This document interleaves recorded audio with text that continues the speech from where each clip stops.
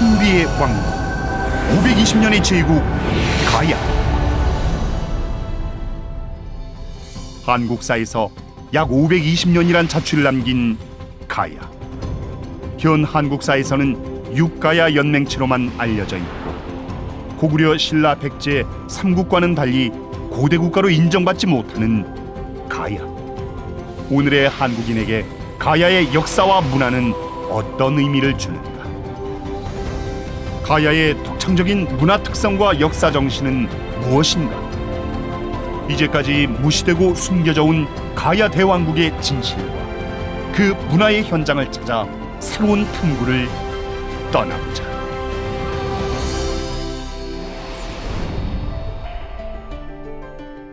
삼국유사 가락국기에 따르면 후한 광무제 건무 18년 서기 42년 김해 구지봉에 하늘로부터 내려온 김수로와 형제들이 나라를 세우고 대가락이라 불렀는데 곧 여섯가야였다.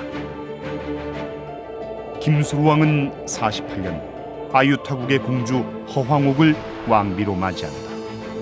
아유타국은 지금의 인도 아요디아로 이들 황족이 중국 사천성 안악현의 보주로 이주했다고 한다.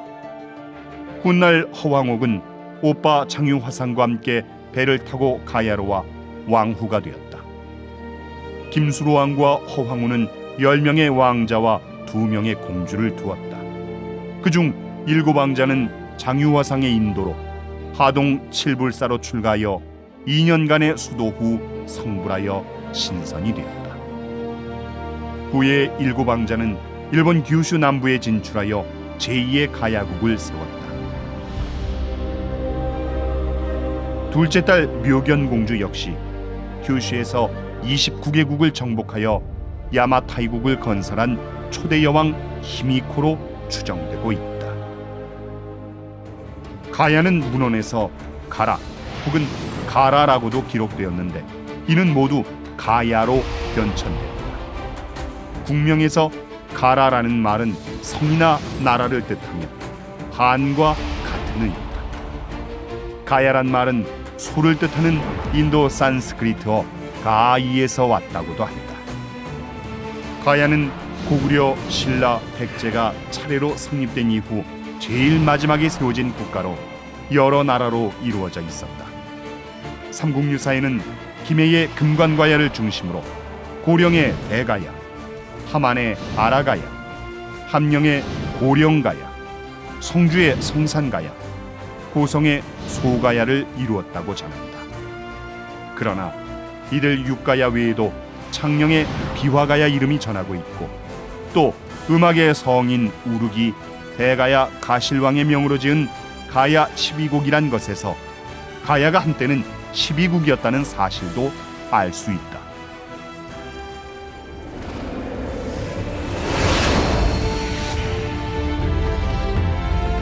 가야의 시조 김수로 왕은 어디서 왔을까? 신라 30대 문무왕의 문무왕 비문에는 신라 김씨의 뿌리를 하늘에 제사 지내던 투후의 후예로 밝히고 있다. 한무제가 흉노를 공략할 때 규도왕의 왕자 김일제는 모친 알씨와 함께 한의 포로가 되었다. 훗날 한무제는 김일제를 총애하여 너희는 제천 금인이니 김씨로 하라 라며 김씨성을 하사하였다.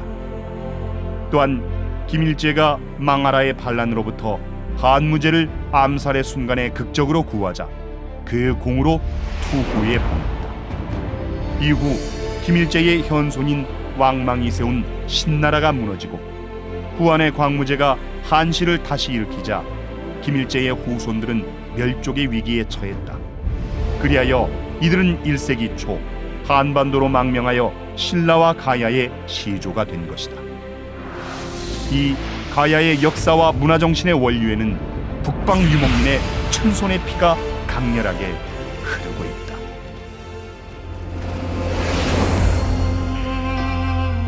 (42년) 금관가야의 탄생으로부터 562년 대가야가 사라지기까지 가야는 삼국과 더불어 어떤 역사의 길을 걸었는가?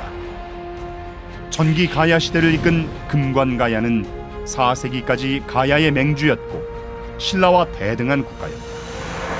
400년 백제와 외 연합군에 의해 위기에 빠진 신라가 고구려의 구원을 청하자 광개토대왕은 5만 명 군사로 남정하면서 외는 물론 가야도 함께 공격하여 금관가야는 극도로 쇠락해졌다. 금관가야는 532년 김유신의 증조부 김구의 왕이 신라에 투항하면서 문을 닫았다. 대가야도 554년 백제의 26대 성왕이 전사한 것으로 알려진 관산성 전투를 지원했다가 신라의 공격으로 562년 막을 내렸다. 많은 학자들은 아직도 가야를 하나의 맹주국을 중심으로 하는 단일연맹체 또는 유력한 지역 중심으로 이루어진 지역연맹체로 보면서 고대 국가로는 인정하려 들지 않는다. 그러나 가야의 정치체제가 연맹체 형식으로 존재했다고 해서 고대 국가로 발전하기에 미흡했다고는 단언할 수 없다. 북방 유목 제국들 가운데는 그러한 연맹국가의 모습을 띠었던 제국들이 많았기 때문이다.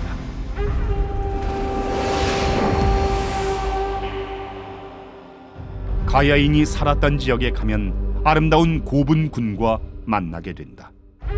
그 속에 잠들어 있는 가야의 왕들과 그들이 남긴 독창적인 문화는 무엇인가?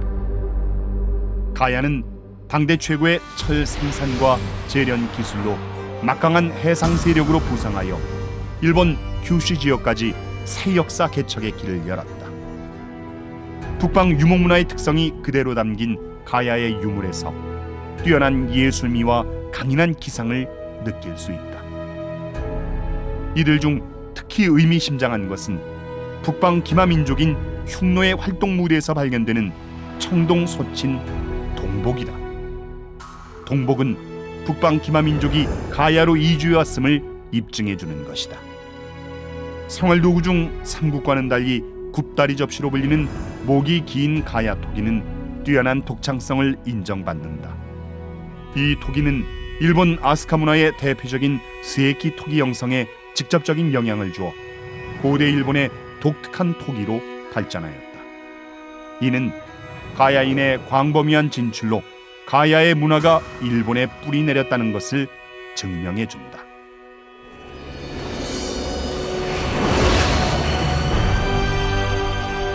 가야인의 일본 진출은 일본의 건국 신화에도 남아있을 뿐 아니라 일본 여러 곳에 유적들을 남겼다.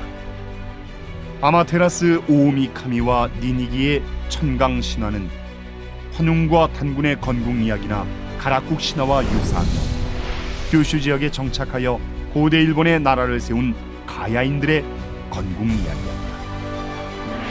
일본을 건국한 야마토 정권의 신기 3종, 즉 청동검과 고곡, 청동거울은 가야에서 건너간 신물이었다. 일본인은 가야를 임나라고도 불렀는데 이는 그들이 온 나라, 즉 주인의 나라란 뜻이다. 그렇다고 해서 일본이 주장하는 임나 일본부가 가야에 있었다는 것은 아니다.